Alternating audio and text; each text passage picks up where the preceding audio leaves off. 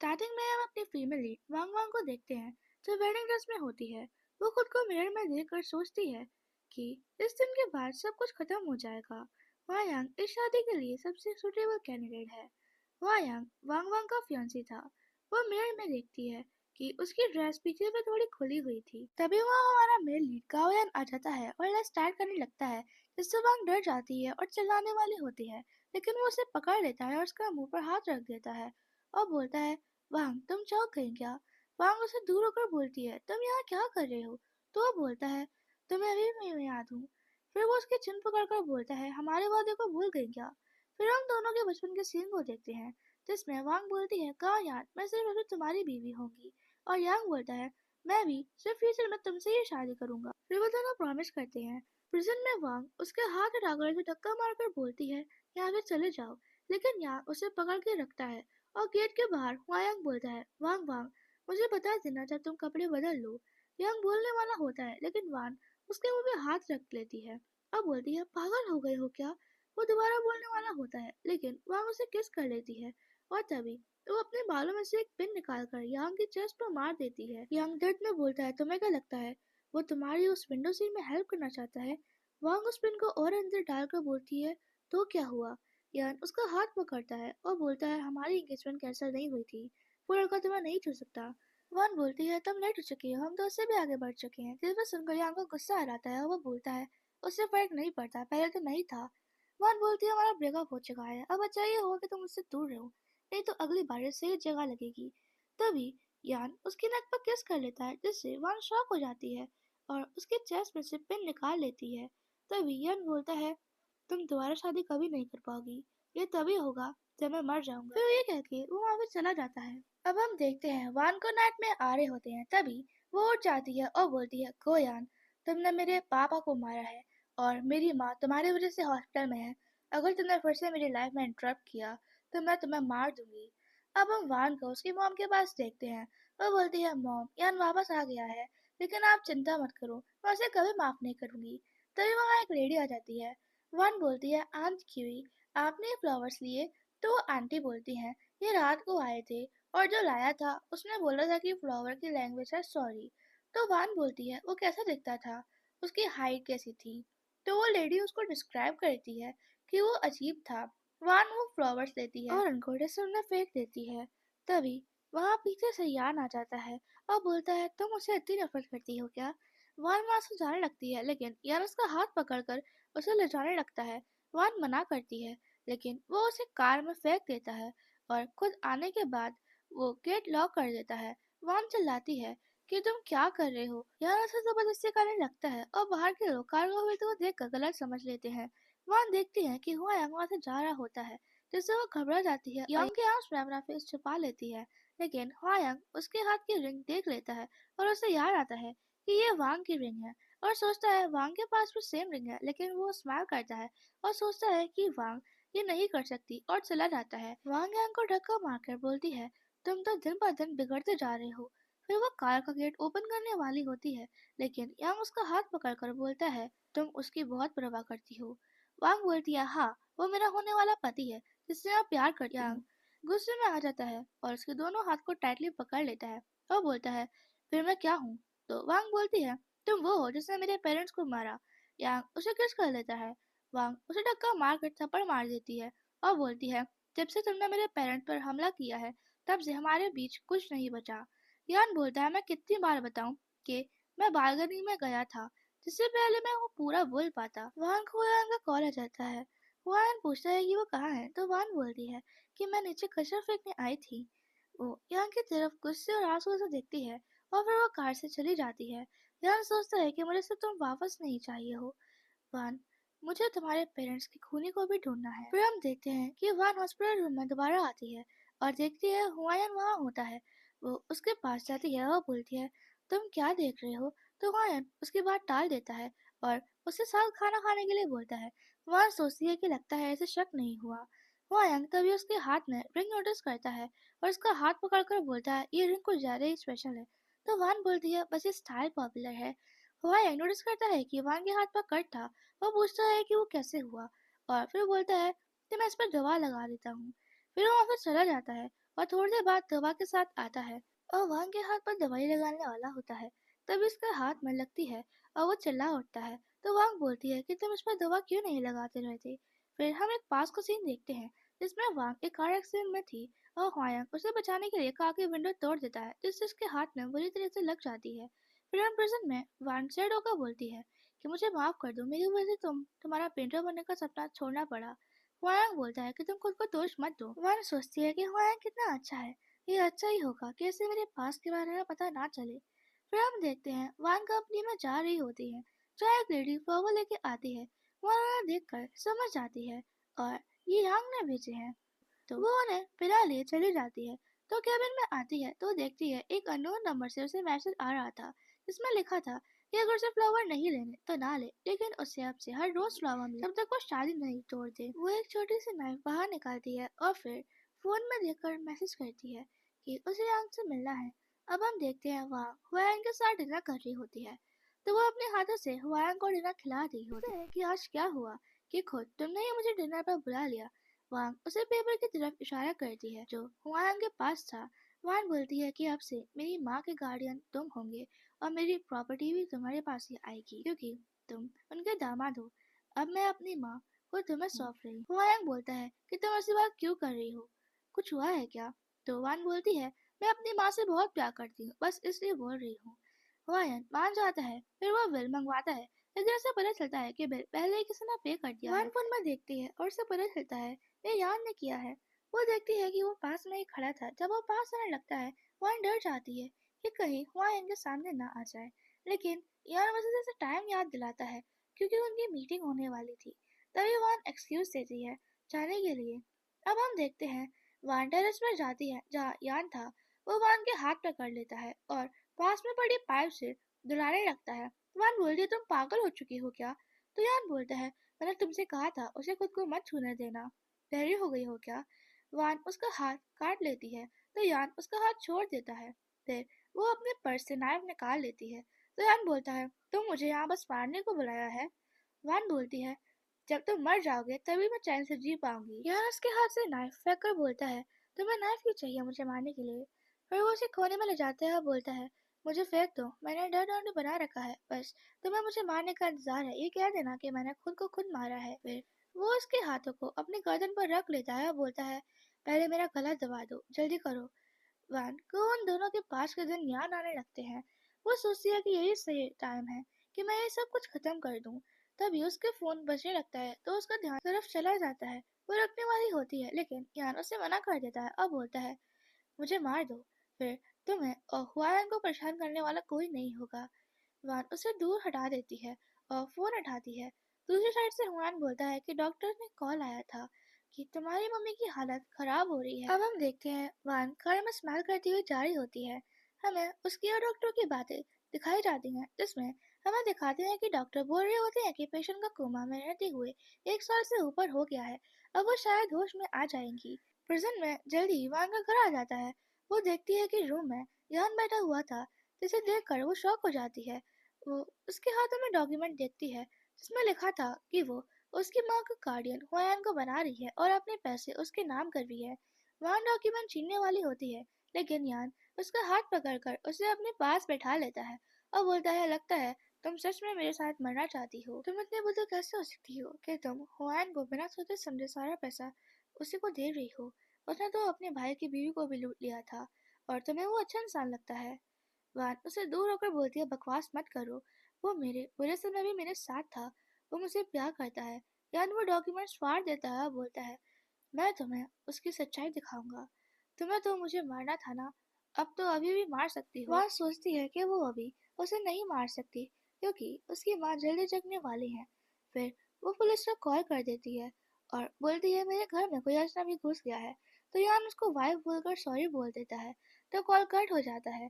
फिर वो हुआन को कॉल करता है तो वो बोलता है उसे बोलो कि तुम शादी नहीं कर रही, लेकिन वैन वो फोन छीन कर तोड़ देती है और बोलती है मैं हुआन से ही शादी करके रहूंगी। वो जाने लगती है लेकिन यान उसे उसकी नेक पे वीक पॉइंट पर हाथ मार देता है जिससे वो बेहोश हो जाती है। हम नेक्स्ट से देखते हैं कि वन उठती है और देखती है उसके बगल में यान सो रहा होता है। वो अपना हाथ उठाती है और देखती है कि उन दोनों के हाथ एक दूसरे के साथ हैंडकफ थे। वो अपना हाथ निकालने की कोशिश करती है, लेकिन नहीं कर पाती और यान उठ जाता है। फिर हम डाइनिंग रूम में देखते हैं। वान सोच रही होती है कि वो यान से पीछा कैसे छुड़ाए। यान उसे अपने हाथों से खाना खिलाने लगता है, लेकिन वान मना कर देती है। यान बोलता है खा लो, वैसे भी तुम्हें हाइपोग्लाइसेमिया है। वान उसके लैब पर बैठ जाती है और उससे बोलती है कि उसे छोड़ दे, इसके बदले वो शादी नहीं करेगी। यान उसका बिलीव नहीं करता, तो वो उसे किस करने लगती है। फिर वो उसे अपनी बातों में फंसाने लगती है और यान उसके हाथ खोल देता है। फिर थोड़ी देर बाद वान को कड़ी होती है, तभी वो खाने में दवाई मिला देती है और सोचती है कि तुमने मुझे करने पर मजबूर किया है यान। फिर हम वेडिंग प्लेस देखते हैं जहाँ वान के पेरेंट्स पूछते हैं कि वो अभी तक क्यों नहीं आई। तो वान बोलता है कि कुछ काम होगा। उसके पापा उसे टॉन्ट मारने लगते हैं। सब वेट कर रहे होते हैं, तभी वान आ जाती है और हुयान के सामने खड़ी हो जाती है। वो उसे रिंग पहनाने वाला होता है। तभी वेडिंग हॉल का गेट खुलता है और यान अंदर आ जाता है। उसके पीछे कुछ लोग कफन लेके आ रहे होते हैं। इसे देखकर वो चौंक जाती है। यांग बोलता है, वायान, अगर तुमने वान से शादी करने की हिम्मत की तो मैं तुम्हें मार दूंगा। वांग बोलती है, अगर तुमने ऐसे कुछ करने की सोची तो पहले तुम्हें मुझे मारना होगा। यांग बोलता है, तुम्हारी मॉम उठने वाली है और तुम मरने की बात कर रही हो। फिर वो यांग बोलता है, तुम हो जिस पर वान की मॉम डैड की मौत का आरोप है। फिर यांग वान को पंच मारने लगता है। वान उसे धक्का मार देती है और वान की हेल्प करने लगती है। वान के बाबा बोलते हैं ये शादी नहीं होगी। फिर वो यांग से बोलते हैं, आपने जो मेरे लिए किया है मैं उसका बहुत आभारी हूँ। फिर वो दोबारा वेडिंग कैंसिल करने को बोलते हैं। वो यांग बोलता है कि पापा हम दोनों एक दूसरे से अच्छा प्यार करते हैं, आप ऐसा कैसे कर सकते हो। तो उसके बाबा बोलते हैं, तुम्हें पता भी है मिस्टर गोंग अब क्या है, ये अब दुनिया की टॉप 50 कंपनी में आएंगे। फिर एक अंकल बोलते हैं, मैंने सुना है कि पहले यांग और वह रिलेशनशिप में थे और इन दोनों की शादी हो ही गई थी। वायांग नहीं मानता तो उसके पापा से थप्पड़ मार देते हैं और बोलते हैं ये हमारी कंपनी का सबसे बड़ा इन्वेस्टर है। फिर वो उसे वहां से खींच कर ले जाते हैं। तो यान वान के पास जाके बोलता है, सिर्फ मैं ही तुम पे शादी कर सकता हूँ। वान उसे थप्पड़ मार देती है, लेकिन यान उसका हाथ पकड़ के उसे ले जाता है। अब हम देखते हैं वान डॉक्टर की कई बात सोच रही होती है, जिसमें डॉक्टर बोल रहे होते हैं जो न्यूरो सर्जन उसकी माँ की हेल्प कर सकते हैं, वो इतनी आसानी से किसी से नहीं मिलती। अब हम देखते हैं वान फिर से यान के पास आई होती है, तो वो उसे टॉन्ट मारता है और बोलता है, तुम्हें तो मुझे देखना भी नहीं था ना। तभी वान उसे किस कर लेती है और थोड़ी देर बाद वो बोलता है, कल प्रोफेसर ली को मैं ले आऊंगा। अब हम देखते हैं कार से यान और वान बाहर आते हैं। वान पूछती है कि वो उसे कहाँ ले जा रहा है, लेकिन यान उससे बस उसके साथ जाने को बोलता है। फिर वो दोनों जाने लगते हैं। वान थक जाती है तो यान उसे उठा लेता है। थोड़ी देर बाद वान उसे नीचे उतारने की बोल देती है। तभी वहाँ कुछ लोग आ जाते हैं तो यान को मारने की कोशिश करने लगते हैं। उनमें से एक यान के गर्दन पर नाइफ रख लेता है तो यान चिल्लाता है कि उसे छोड़ दो, उसने कुछ नहीं किया। वो आदमी बोलता है कि मैं इसे तभी छोड़ूंगा जब तुम यहाँ से कूद जाओगे। वान बोलती है ऐसा मत करना वरना तुम मर जाओगे। यान पूछता है कि तुम क्या गारंटी देते हो कि अगर मैं कूदा तो तुम उसे जाने दोगे। तो वो आदमी बोलता है जिसने मुझे यहाँ भेजा है उसे सिर्फ तुम्हारी मौत चाहिए। फिर यान पीछे जान लगता है और कूद जाता है। वान उस आदमी को धक्का मारकर यान के पीछे कूद जाती है और यान का सर जाकर पास के एक पेड़ पर लग जाता है। वान उसे पेड़ के सहारे बैठाती है और उसे उठाने की कोशिश करती है। वो अपनी आंखें थोड़ी सी खोलता है और बोलता है, कभी किसी के लिए अपनी जान मत देना और मुझे माफ करना, मैं तुम्हारे साथ दोबारा मीटियोर शावर नहीं देख पाऊंगा। वान रोने लगती है, तभी यान बेहोश हो जाता है। वान बोलती है, तुम तक गार्ड भी साथ नहीं लाया तो मैं तो बस मेरे साथ मीटियोर शावर देखना था, मैं तुमसे कैसे नफरत कर सकती हूँ। फिर वान उसे घसीट के ले जाने लगती है, तभी वहाँ यान के गार्ड्स आ जाते हैं और उसे ले जाने लगते हैं। तभी वान बेहोश हो जाती है। जब वो उठती है तो वो देखती है कि वो हॉस्पिटल में थी। वो सोचती है कि यान कहाँ है, वो जाने वाली होती है। तभी एक आदमी आता है, बोलता है, तुम वान हो ना। वान उन्हें पहचान जाती है कि वो प्रोफेसर ली थे। वान बोलती है, आप आ गए, प्लीज मेरी माँ को ठीक कर दीजिए। प्रोफेसर बोलते हैं, मैंने उनकी जांच की है, वो जल्दी उठ जाएंगी। वान बोलती है, आप जितने पैसे बोलेंगे मैं आपको दूंगी, लेकिन वो मना कर देते हैं। आप बोलते हैं, यार ने मुझे बहुत पैसे दिए हैं, मैं तो यहाँ की सिंसियरिटी की वजह से आया हूँ। फिर हमें दिखाते हैं कि यान डॉक्टर के क्लिनिक के बाहर घुटने के बल बैठा हुआ था। प्रोफेसर का असिस्टेंट बोलता है कि 3 साल हो गए हैं, जिसका तुम्हें ट्रीटमेंट करवाना है वो अगले साल ही हो सकता है। यान बोलता है कि मैं जब तक नहीं जाऊंगा जब तक प्रोफेसर मुझसे ना मिले। प्रिजन में वंग जा रही होती है, तभी यहाँ का गार्ड आ जाता है और उससे पूछती है कि वो कहाँ है। फिर वो वहाँ चली जाती है। नर्स बताती है कि वो दवाई लेने से मना कर रहा है। वान बोलती है, हॉस्पिटल स्टाफ तुम्हारे लिए स्पेशली लड़के थोड़ी लाएंगे। तो यान बोलता है, मैंने ऐसा किया क्योंकि तुम्हें पसंद नहीं। वो वान को उसके पास बिठा लेता है। वान उसे लेटने को बोलती है। फिर वो उसके चोटों पर दवाई लगाने लगती है। थोड़ी देर बाद वान बोलती है, तुम तो कुछ समय पहले वापस आए हो, तो ये हमला किसने किया होगा? यान बोलता है कुछ सोच कर देख लो। वान बोलती है नहीं ऐसा नहीं हो सकता, वो तो चींटी को भी नहीं मार सकता। यान बोलता है कभी खूनी को खुद बोलते हुए देखा कि काम उसी ने किया है। जब तुम्हारी माँ उठ जाएंगी तब तुम्हें सब पता चल जाएगा। वान बोलती है उसे ब्लेम करना बंद करो, जो मेरी माँ कहेंगी मैं उनका मान लूंगी। वो तुम जैसे लोगों से नफरत करती हैं, जो सब खुद के लिए करते हैं, जो कुछ पाने के लिए कुछ भी कर सकते हैं। यान बोलता है हाँ, मुझे तुम चाहिए और उसके लिए मैं कुछ भी करूंगा।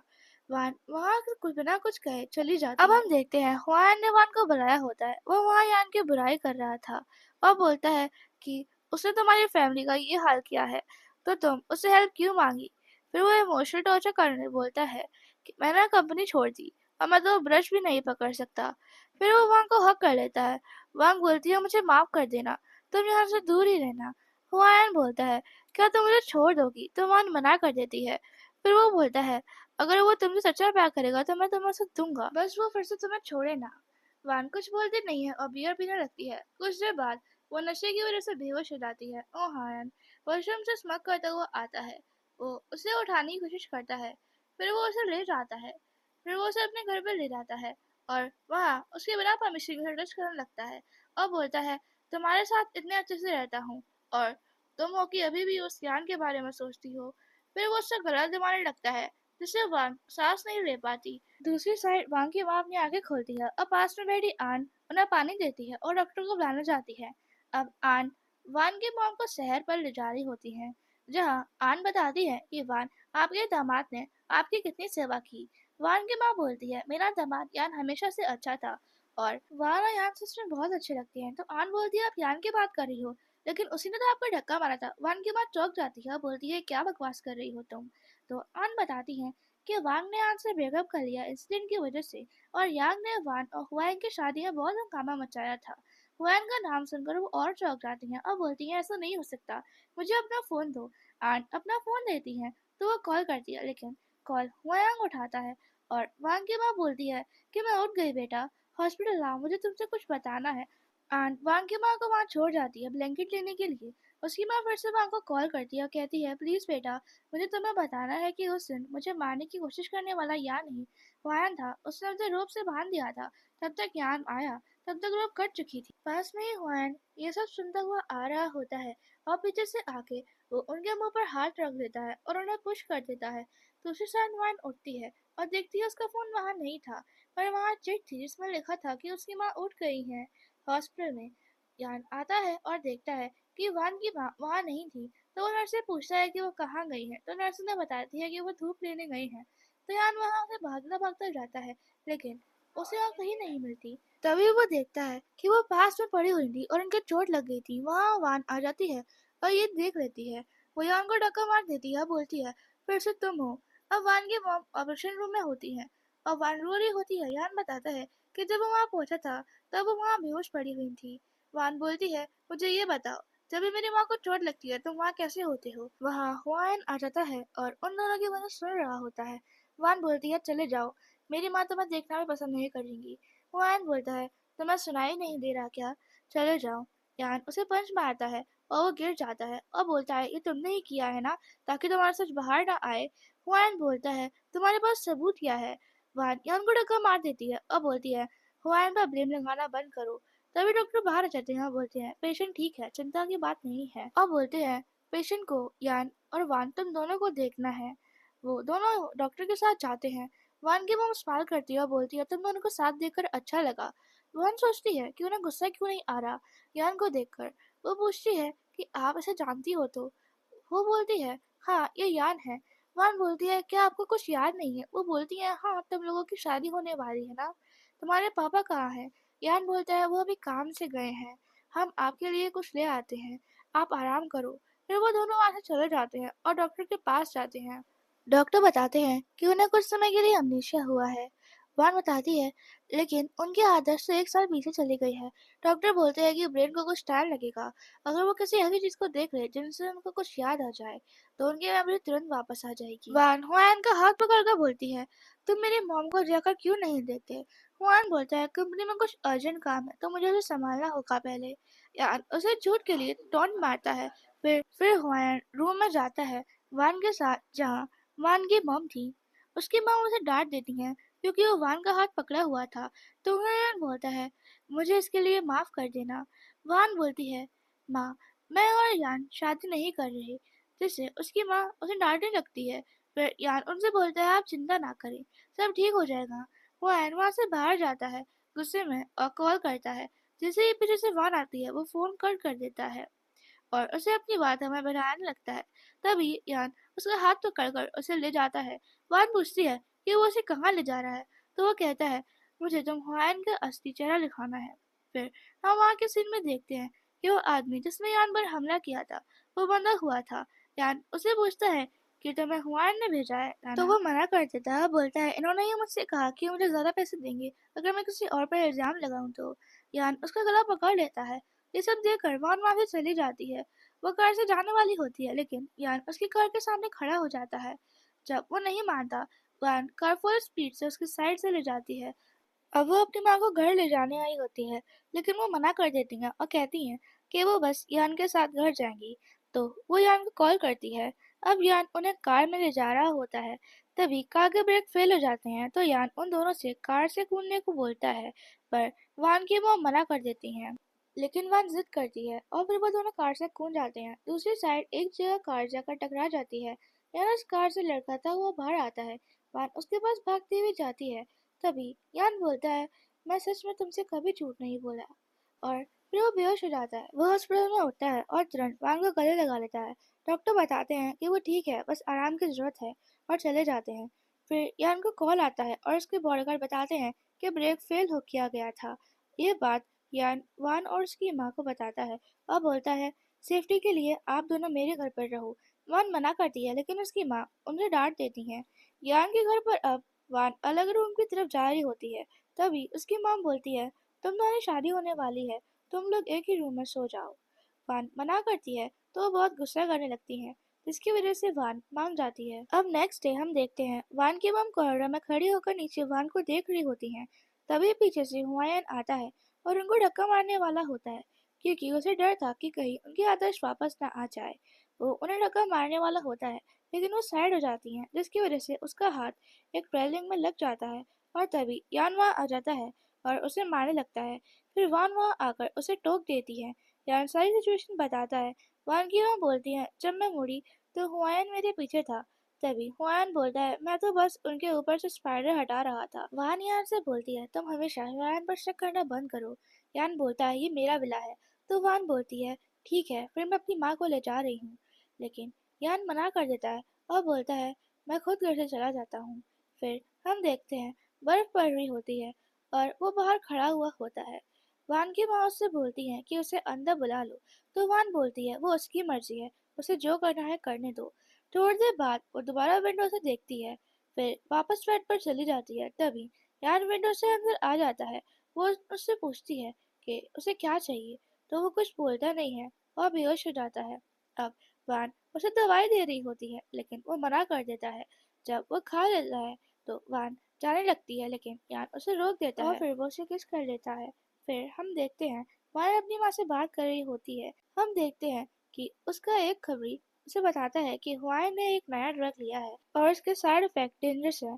अब हम रात को देखते हैं वान की माँ अपने रूम में आती है और देखती है यान वहाँ था।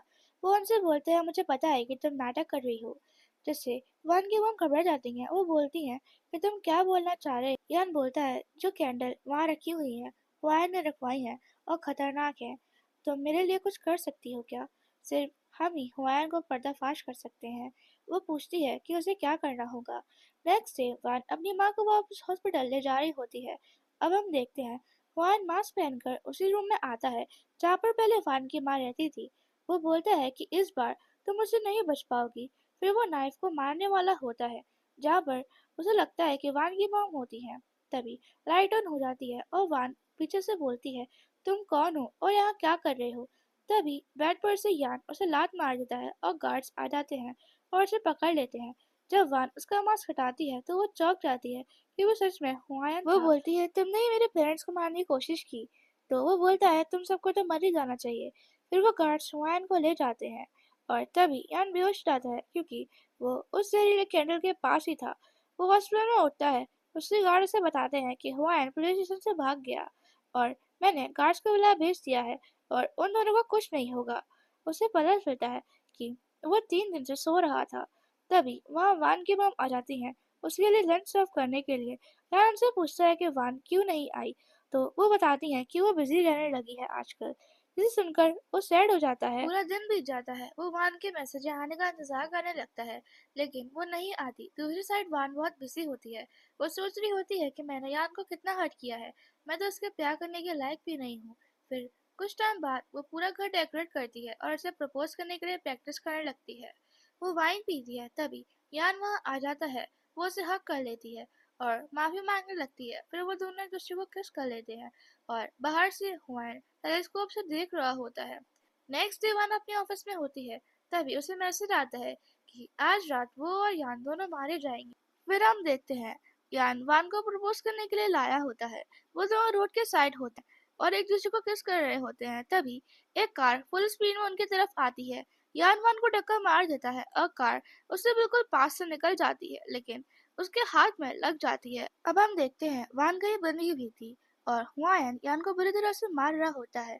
तभी उसकी आंखें खुलती हैं और उसे पता चलता है कि वो बस सपना था।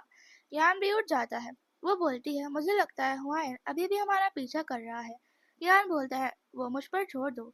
अब हम देखते हैं वान जा रही होती है, तभी उसे लगता है कि कोई उसे फॉलो कर रहा है। वो चुप जाती है और जब देखती है तो कोई नहीं होता।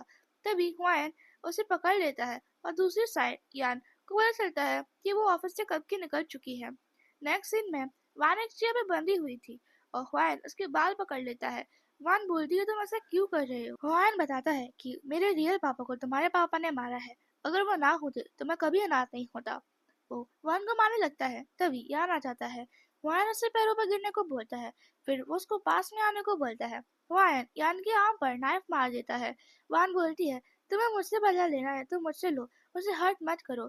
तो वान बोलता है, अगर इसने शादी में दखल ना दी होती तो अब तक मैं तुम्हारी जिंदगी बर्बाद कर चुका होता।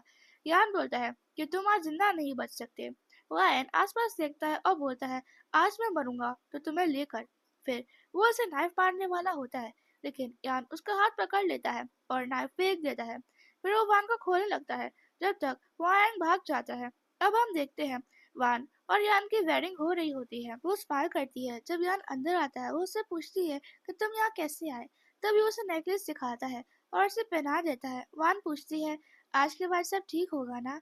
यान उसे रीअश्योर करता है और कुछ देर बाद वान और यान की वेडिंग शुरू हो जाती है। सब बहुत खुश होते हैं। तभी वायन आ जाता है, लेकिन यान उसे इग्नोर करता है और वान को रिंग पहनाने लगता है। तभी वान अपनी शर्ट खोल लेता है। वो टाइम बम पहना हुआ था। सब डर जाते हैं और चौंकने लगते हैं। वान बोलती है, तुम इतने सारे जाने नहीं ले सकते।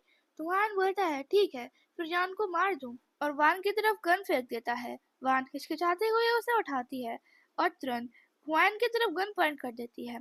तभी वान बटन दबा देता है, लेकिन विस्फोट की जगह पाउडर निकल जाता है, जिससे वो कंफ्यूज हो जाता है और उससे चौंकने के बाद वो पीछे गिर जाता है।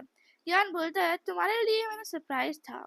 वहाँ पुलिस आ जाती है। वो हुआयन को पकड़ लेती है। हुआयन बोलता है, ऐसा नहीं हो सकता, मैं वापस आऊंगा। तो यान बोलता है, तुम चिंता मत करो, इसकी गारंटी मैं लेता हूँ कि तुम कभी वापस नहीं आओगे। फिर पुलिस उसे ले जाती है। वान और यान एक दूसरे को किस कर लेते हैं। तभी वान बेहोश हो जाती है। हॉस्पिटल में सब परेशान होते हैं। वान की मां रोने लगती है और बोलती है, कहीं ये सब उस हुआयन ने ही तो नहीं किया। यान बोलता है, नहीं, वो सबके पीछे नहीं होगा। फिर वो सोचता है, कहीं ये वही तो नहीं जो मैं सोच रहा हूँ। तभी डॉक्टर बाहर आते हैं और उसे कंग्रेट्स करके बोलते हैं कि आप बाप बनने वाले हैं। फिर यान अंदर हॉस्पिटल रूम में वान को देखने जाता है, जो बहुत खुश होती है। यान उससे बोलता है कि मैं आज सबसे खुश हूँ। अब मैं ऐसा कुछ भी नहीं है जो मेरे पास नहीं है। फिर वो यान का हाथ पकड़कर बोलता है, पूरी जिंदगी मेरे साथ रहना, ठीक है? ये सुनकर वान के आंसू आ जाते हैं और उसे किस कर लेती है। और कुछ टाइम बाद हम देखते हैं यान किचन में बेबी को पकड़कर खाने साथ में बना रहा होता है और वान को कोई काम नहीं करने देता। वान पीछे से आती है दूध की बोतल लेके, लेकिन वो उससे छीन लेता है और उससे रेस्ट करने को बोलता है। तो यहीं पर इस ड्रामा की हैप्पी एंडिंग होती है और यही था पूरा explanation. I hope you all like it. Please like and subscribe our channel.